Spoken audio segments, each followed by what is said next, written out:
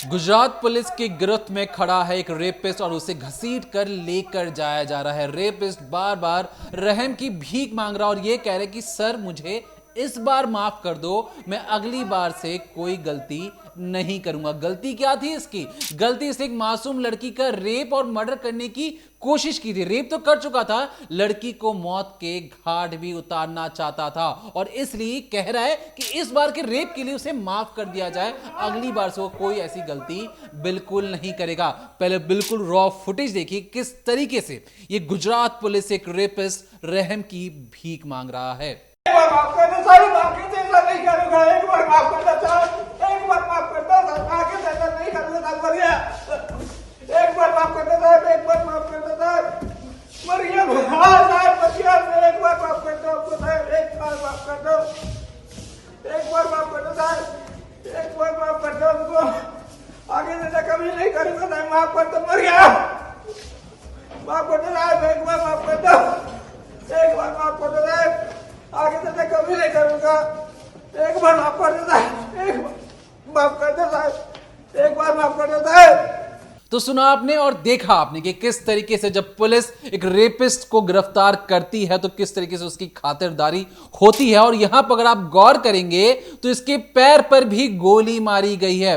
Police या गोली इसके पैर को छल्ली कर चुकी है, मरहम पट्टी कर कर इसे बकायदा मीडिया के सामने पेश किया जा रहा है। लेकिन बताएंगे कि किस तरीके से ये जो रेपिस्ट है, जिस जगह की इसकी सिक्योरिटी करनी थी वहीं पर लड़कियों को जाकर रेप करता था, छत पर जाकर ये तार से उस लड़की का मर्डर करने की कोशिश भी करता था। लेकिन लड़की ने किसी तरीके से अपने आप को बचाया और तब जाकर ये पूरा मामला खुला। पुलिस तक जब ये मैटर पहुंचता है तो ये पुलिस से भी 10 कदम आगे रहता है और क्राइम सीन से लगभग 10 किलोमीटर दूर ये भाग जाता है। पुलिस वाले बस स्टैंड, पुलिस या कहें रेलवे स्टेशन के आसपास तमाम जगहों पर दस्तक देते हैं, लेकिन ये जो रेपिस्ट है वहां पर नहीं पहुंचता। मानो इसे पहले से पता था कि पुलिस कहां कहां पहुंच सकती है। बहुत ज्यादा शातिर है ये रेपिस्ट और दिखाकर बताएंगे। हमारे पास बिल्कुल एक्सक्लूसिव सीसीटीवी फुटेज है जिस पीजी में ये लिफ्ट के सहारे ऊपर जाता है, नीचे आता है और छत पर किस तरीके से जाता है, लड़की वहां पर किस तरीके से शिकार बनाता है। हर एक फुटेज आज हमारे पास, हर एक चीज से वाकिफ कराएंगे और बताएंगे उस पुलिस या इन्वेस्टिगेशन की कहानी जहां पर इस शख्स को लगा कि गुजरात पुलिस को बेवकूफ बनाकर वहां से भाग सकता है और इसकी हर एक सोच के आगे ये पुलिस को घुटने पर लाना चाहता था। लेकिन किस तरीके से कानून ने अपनी कार्रवाई की, जानेंगे इस डिकोडिंग क्राइम के जरिए। अहमदाबाद का आनंद नगर इलाका और वहीं पर एक पीजी है जहां पर एक सिक्योरिटी गार्ड बकायदा एक लड़की को देखकर छत पर जाता है, उसका हाथ पकड़कर उसे रोकने की कोशिश करता है और इसके बाद उस लड़की के गले पर तार अटकाने की कोशिश करता है, उसे तार से अपनी ओर खींचने की कोशिश करता है, मानो उसका गला दबा रहा हो, और उसके बाद उस लड़की के साथ रेप भी करता है। एक इंटीरियर डिज़ाइनर की स्टूडेंट जिसकी उम्र महज 23 साल है, उसके साथ इस तरह से बदसलूकी की गई। वो इस वक्त अस्पताल में मौजूद है, पुलिस को अपनी पूरी कहानी, पूरी व्यथा बता रही है। लेकिन उससे पहले आपको एक सीसीटीवी फुटेज को देखना होगा। अगर इस तस्वीर पर आप गौर करेंगे तो यहाँ पर सफारी सूट पहने एक शख्स आपको दिख रहा है, नाम है धर्म सिंह। ये वही धर्म सिंह है जिसकी शुरुआत में आपने एक वीडियो देखी जो आपको दीपक ने दिखाई थी, जहां वो अपने हाथों से उसने अपने कान पकड़े हुए हैं, एक टांग पर चल रहा है, हील के एरिया में पट्टी बंधी हुई है और बार बार कह रहा है कि साहब मुझे इस बार माफ कर दो। लेकिन ये तस्वीर तब की थी जब पुलिस ने उसे पकड़ लिया। लेकिन पुलिस के पकड़ने से पहले किस तरह से वो कृत्य करता है, तो यहाँ पर अगर आप नोटिस करेंगे तो सबसे पहले सीसीटीवी को देखिए। मैं आपको बता दूं कि सीसीटीवी का टाइमिंग जो है वो गलत है। यहाँ पर शनिवार का दिन है और अगर आप टाइमिंग पे नोटिस करेंगे तो लिखा है 7:22, लेकिन एक्चुअल टाइम उस वक्त 9 बज रहे थे। रात के 9 बजे की ये बात है और यहाँ पर आप देखेंगे लिफ्ट खुली है और एक जो शख्स है जो सफारी सूट में धर्म सिंह है वो इस लिफ्ट में अंदर आता हुआ दिखाई दे रहा है। दरवाज़ा बंद होता है, इसके बाद वो अपना फ्लोर प्रेस करता है, यानी कि उसे सबसे ऊपर आना था, छत पर आना था, इसलिए वो बटन दबाता है और फिर उसकी नज़र पड़ती है सामने वाले मिरर पर।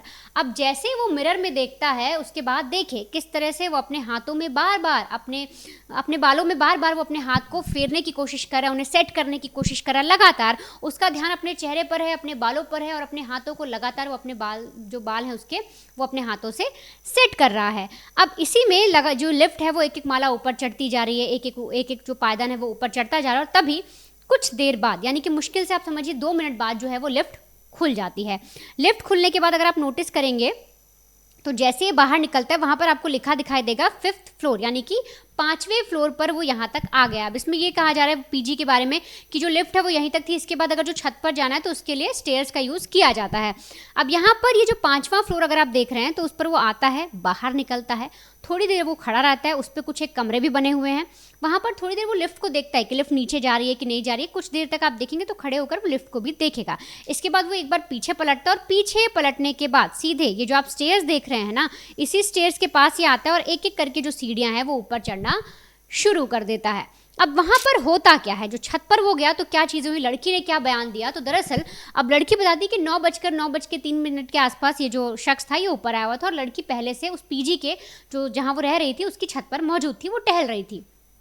अब इतने में क्या होता है कि करीब करीब जब ये जो धर्म सिंह है ये भी ऊपर होता है, लड़की भी ऊपर होती है, लड़की को नोटिस करता है, उसको थोड़ा ऑकवर्ड ज़रूर लगता है, लेकिन वो 10 मिनट फिर भी वहाँ खड़ी रहती है। उसके बाद वो बहाना करती है और देखती है अरे उसका फ़ोन में बैटरी नहीं है, वो बोलती है कि अरे मेरे फ़ोन की बैटरी चलेगी, और फिर वो चुपचाप नीचे आने की तरफ बढ़ती है, यानी कि जो सीढ़ियाँ आप देख रहे हैं इन्हीं की तरफ वो छत से आने की कोशिश कर रही है कि तभी जो ये धर्म सिंह है वो उसको हाथ देकर रोकता है और उसका जो हाथ है वो पकड़ लेता है और उससे कुछ गंदी डिमांड करता है। लड़की इस पर गुस्सा करती है, उसको पुश करने की कोशिश करती है, धकेलने की कोशिश करती है, अपने आप को आगे बचाकर सीढ़ियों से फटाफट भागने की कोशिश करती है, लेकिन ये उस दरवाजे पर जो स्टेयर जहाँ खत्म होते हैं और जैसे छत शुरू होती है उसी पर जाकर वो लड़की का हाथ पकड़ लेता है, रोक लेता है। और जब लड़की मना करती है, हाथ छुड़ाने की कोशिश करती है, तो देखता है कि वायर जो है वो पड़ा हुआ है नीचे, उस वायर को उठाता है और सीधे उसके गले में लपेट देता है। जो बिजली का तार होता है उस तार को उसके गले में लपेटता है और उसको खींचते हुए छत पर ले जाता है। अब लड़की बहुत कोशिश करती है कि वो हाथ पैर मारे, किसी तरह से अपनी जो आवाज़ है वो बाहर निकाले, लेकिन जब उसके गले को उस वायर से दबा रखा था, उसके जो हाथ पैर है वो भी चलने बंद हो गए थे, उसे कुछ समझ नहीं आ रहा था, उसको खींच कर वो ले जाता, उसकी आवाज़ तक नहीं निकलती। और इसके बाद ये जो धर्म सिंह है ये लगातार जो सिक्योरिटी गार्ड है उसी पीजी का, जहाँ इसका काम था कि इसे बच्चियों का ध्यान रखना है, जो भी लोग आ रहे हैं उन सबका रजिस्टर मेंटेन करना है, वही जाकर उस छत पर उसी पीजी की लड़की के साथ गलत काम कर रहा है। अब जब गले को दबा कर रखता है तार से, उसके बाद उस लड़की के साथ ये रेप करता है। लड़की चिल्लाना चाहती है लेकिन चिल्ला नहीं पाती क्योंकि कंटिन्यू इसने उसके गले को किसी तरह से दबा कर रखा था, उसको फोर्स कर रहा था। और ये सारी चीज़ें जब हो रही थी तो वो जो लड़की थी वो अपने आप को बचाने की लगातार कोशिश कर रही थी, वो कई बार हाथ पैर मार रही थी, लेकिन उस वक्त वो इतनी असहाय हो गई कि वो कुछ भी कर नहीं पाई।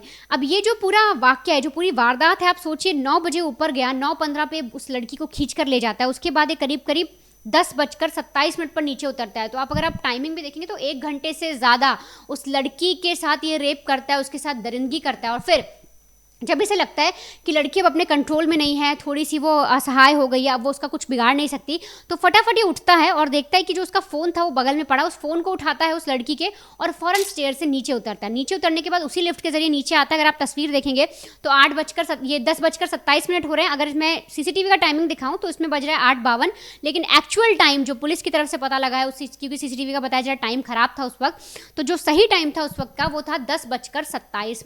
10:27 कर ये उस लिफ्ट से बाहर निकलता है और बाहर की तरफ जो पीजी का रिसेप्शन एरिया होता है वहां से देखिए बाहर निकलकर रोड की तरफ चला जाता है।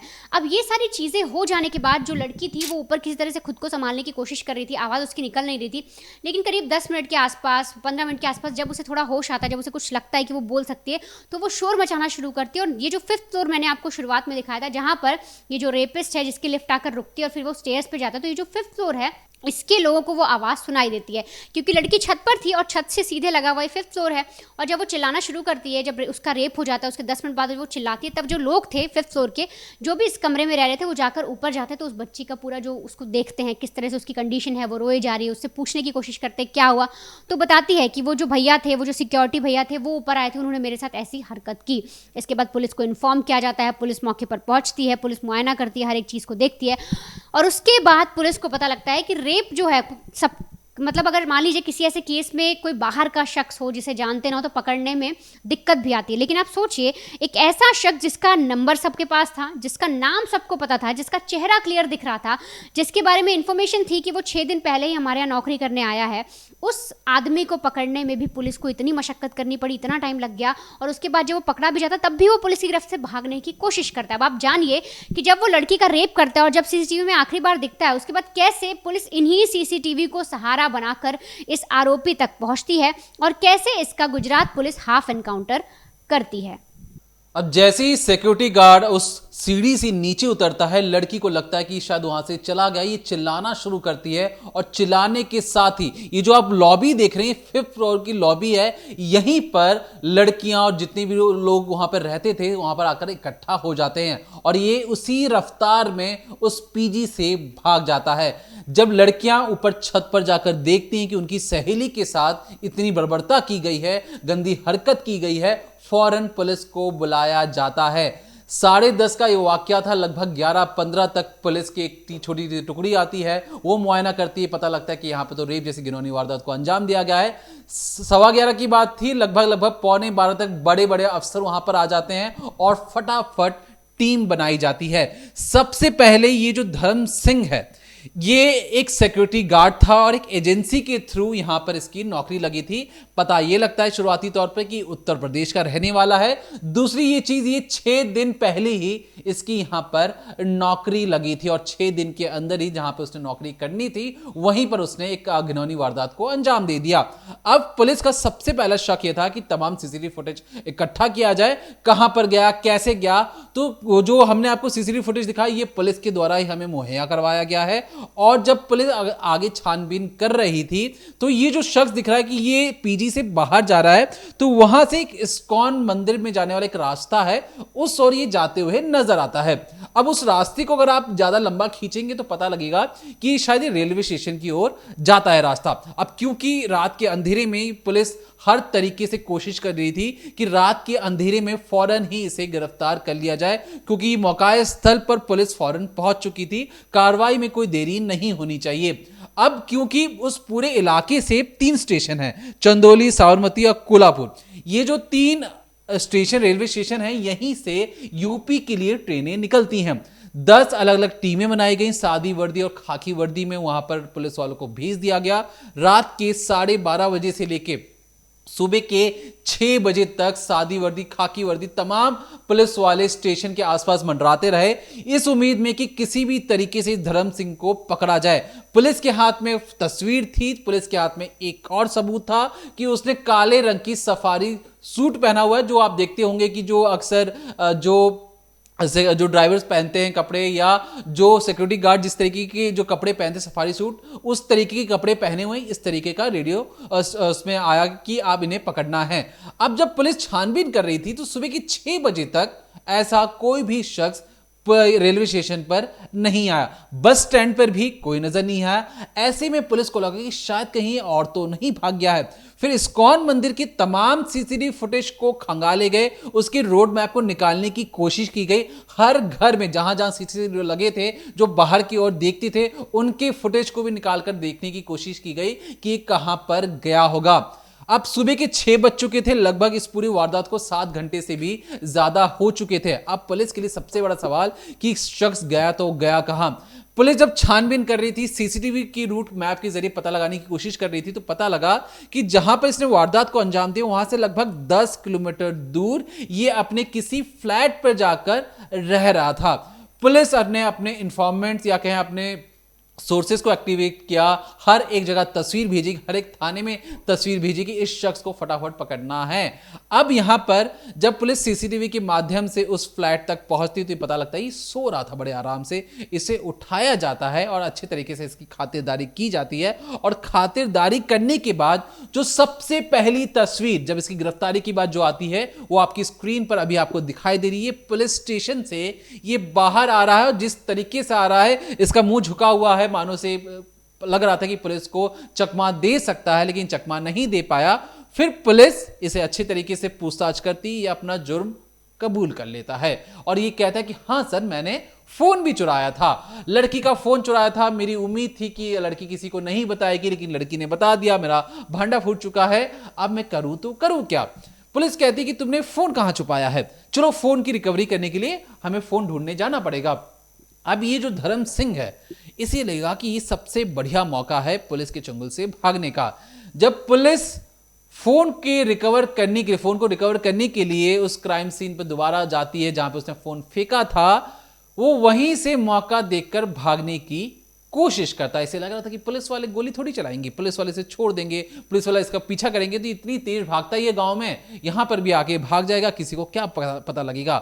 पुलिस वाले ने भागने की जरूरत नहीं समझा, सीधा पैर पे गोली मारी, जिस पैर से वो दौड़ लगाने की कोशिश कर रहा था। अब दौड़ तो लगा नहीं पाया गोली लगने के बाद, लेकिन उसकी एक तस्वीर सामने आ गई, और उस तस्वीर में हम वीडियो को दोबारा से आपको दिखाएंगे और बताएंगे कि किस तरीके से ये शख्स अपने बाल को सेट करते हुए लिफ्ट के ऊपर जा रहा था। लिफ्ट के ऊपर जाने के बाद रेप कर देता है, लड़की का गला घोटने की कोशिश करता है, और जब इसके पैर पर गोली लगी है तो रहम की भीख मांग रहा है कि सर इस बार गलती हो गई है, अगली बार ऐसा नहीं होगा, उसे माफ कर दिया जाए, ये गलती माफी लायक नहीं है धर्म सिंह, ये गलती आपने एक रेप किया है, एक लड़की की जिंदगी बर्बाद कर दी है, आपके हाथ में मौका नहीं लगा, आप उस लड़की को मौत के घाट भी उतारना चाहते थे।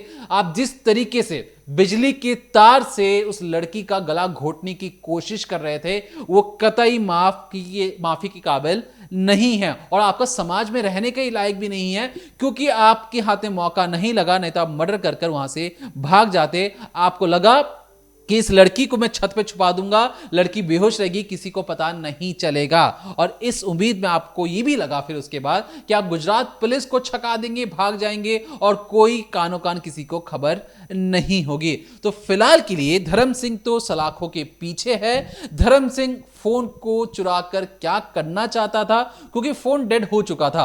अब इस उम्मीद में जो धर्म सिंह जब लिफ्ट से ऊपर जा रहा था, तो क्या उसे पहले से पता था कि कोई लड़की छत पर मिलेगी, या वो छत पर क्या करने गया था, छत पर किस इरादे से गया था, क्या वो छत पर छिपकर बैठना चाहता था और कोई भी लड़की उस रोज छत पर आती तो उसके साथ घिनौनी वारदात को अंजाम देता?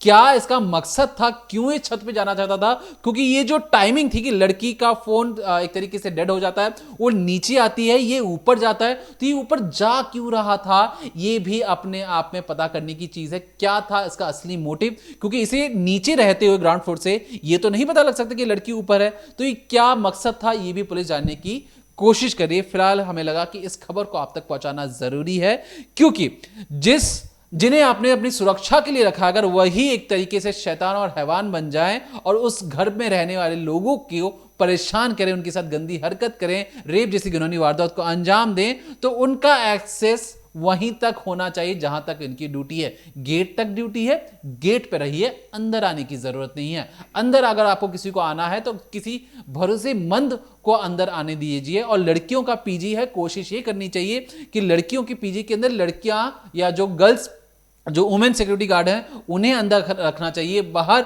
मेन सिक्योरिटी गार्ड रहें, तब जाके सुरक्षा चौकबंद होती है। लेकिन यहां पर ये जो शख्स है, इसे गेट का भी एक्सेस है, इसे छत का भी एक्सेस है, इसे फ्लोर का भी एक्सेस है, तो कहीं ना कहीं ये सिक्योरिटी लैब्स जरूर है उस पीजी के, और जहां पर इस सिक्योरिटी गार्ड को लगा कि क्राइम को कर आराम से बच सकता है, तो फिलहाल इसकी गलतफहमी बहुत हद तक दूर भी हो गई होगी। और तमाम जो इस तरीके के लोग जो सोचते हैं कि हम क्राइम करके बच जाएंगे, उनके लिए ये वीडियो और इस तरीके की पुलिस इन्वेस्टिगेशन एक तरीके से सबक है कि आप कुछ भी कर बच नहीं सकते हैं। तो फिलहाल के लिए देखते रहिए decoding crime, Monday to Friday शाम 7:30 बजे, ओनली ऑन क्राइम तक।